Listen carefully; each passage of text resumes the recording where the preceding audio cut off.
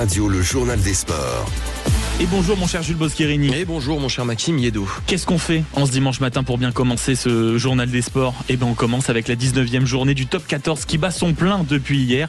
Et il y a, mais alors de très très beaux résultats. Et oui Maxime, a commencé par la victoire du Stade Rochelet lors du choc de la soirée. 20-6 contre la section paloise dans un match haché avec peu d'occasions. Mais ce sont les hommes de Ronan O'Gara qui ont pu compter sur un Jack Nowell excellent dans les airs pour s'imposer à la maison. Et c'est l'Anglais qui met les siens à l'abri après ce très bel essai qu'on va revivre avec les commentaires de Dorian Malvessin. Avec Soutidze pour Ninashvili. Oh là là, il est extraordinaire Ninashvili. Il a réussi à éviter un plaquage, même s'il n'a pas évité le second avec Jack Nowell. Oh oui, il est passé. Jack Nowell qui va crucifier la section paloise. Magnifique essai de La Rochelle sur cette action. Et un revers palois qui n'est pas sans conséquence au classement et qui profite à Montpellier puisque le MHR s'empare de la seconde place après son succès 20-17 sur la pelouse de Clermont.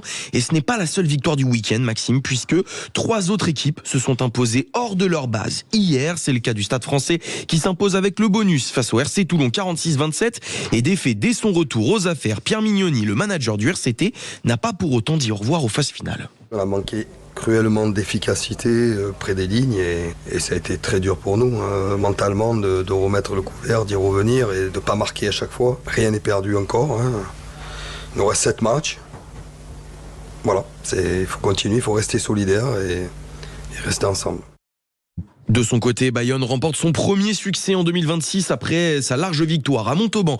60-26, le Loup fait tomber Aimé Giral et l'emporte à Perpignan 32-28. Enfin, le Racing s'impose sans trembler 52-21 face à Castres. Et cette 19e journée s'achève ce soir avec un choc, le fameux remake des 2 dernières finales du championnat. Et oui, UBB Stade Toulousain, quoi de mieux pour clôturer ce week-end de top 14. Bordeaux qui pourra compter sur ses internationaux français de retour après le 6 Nations devrait aligner une équipe quasi type quand Toulouse, eux, de son côté, devraient aligner une équipe remaniée sur la pelouse de Chabandelmas avec une possible première titularisation pour Peato Movaca depuis son retour de blessure le 3 janvier dernier. Le talonneur toulousain qui a hâte de pouvoir se tester alors qu'il ressent encore quelques faiblesses sur son genou gauche. Je me sens plus faible à droite qu'à gauche, mais arriver sur le terrain avec toute la préparation, l'adrénaline et tout ça, j'oublie quand je suis sur le terrain, mais après j'ai été remplaçant, donc tu t'échauffes, t'es chaud, tu regardes le match sur le côté, donc tu refroidis. Et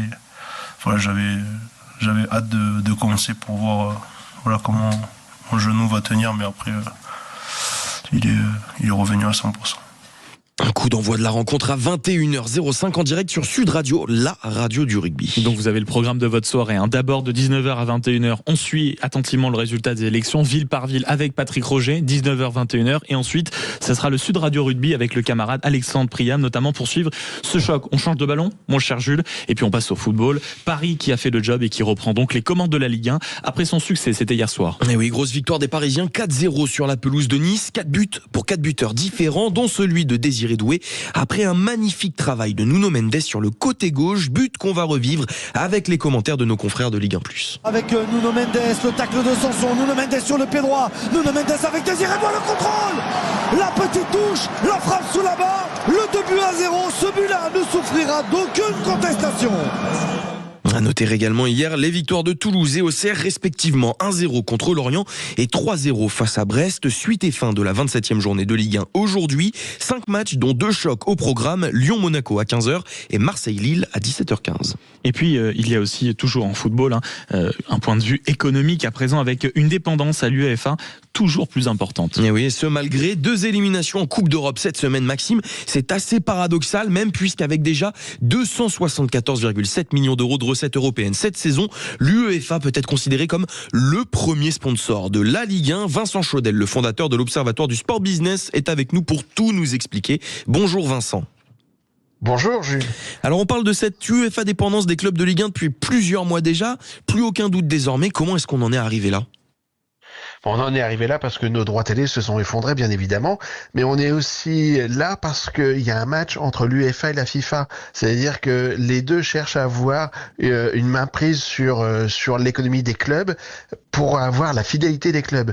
Un club comme le PSG a récupéré plus de 100 millions d'euros grâce à la Coupe du Monde des clubs de la FIFA. Et là, aujourd'hui, en se qualifiant, ils sont sûrs aussi de dépasser la centaine de millions d'euros au niveau de la Ligue des Champions. Le vrai sujet, c'est pour des clubs comme Nice ou des clubs comme Strasbourg qui vont aller chercher là une dizaine de millions d'euros que la Ligue 1 ou Ligue 1 Plus ne peut pas leur donner aujourd'hui. Oui, à l'image de Brest la saison dernière. Et est-ce que c'est aussi un facteur qui explique pourquoi les clubs français jouent plus à fond ces Coupes d'Europe depuis quelques saisons? Oui, enfin, j'aurais tendance à dire, parce que le vrai sujet, c'est qu'un pays comme le Portugal les joue depuis bien plus longtemps. Longtemps, les clubs français se sont concentrés sur la Ligue des Champions et ont délaissé la Ligue Europa. Aujourd'hui, il y a 3 clubs portugais, là où il nous en reste que 2 sur les 3 Coupes d'Europe. Eh bien, le Portugal nous rejoint ou nous rattrape au niveau de l'indice UEFA, ce qui est un vrai sujet. Ça fait trop longtemps qu'on a négligé ces coupes et aujourd'hui, on peut se satisfaire du parcours de Strasbourg et regretter l'élimination de Lille et de Lyon. Oui, c'est un vrai sujet. Financièrement, la France, elle est encore devant le Portugal, mais avec ces 2 éliminations et les bons résultats des Portugais cette semaine, ça a une conséquence à l'indice UEFA, vous venez de le dire.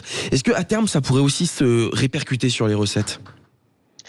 Oui, parce que si jamais le Portugal venait à nous dépasser, eh bien mécaniquement, ils auraient peut-être plus de qualifiés en Ligue des Champions et nous un peu moins. Et on voit encore une fois l'importance de cette Ligue des Champions. C'est une 50aine de millions d'euros pour Marseille et on comprend aussi toute l'importance du match de ce soir entre Marseille et Lille. Merci beaucoup Vincent Chaudel, on le rappelle, vous êtes le fondateur de l'Observatoire du Sport Business. Et merci à vous, mon cher Jules Boscherini, qui est finalement quelqu'un de l'élite, qui assure un journal des sports parfait comme chaque week-end. On vous retrouve naturellement après le journal de 9h dans un instant.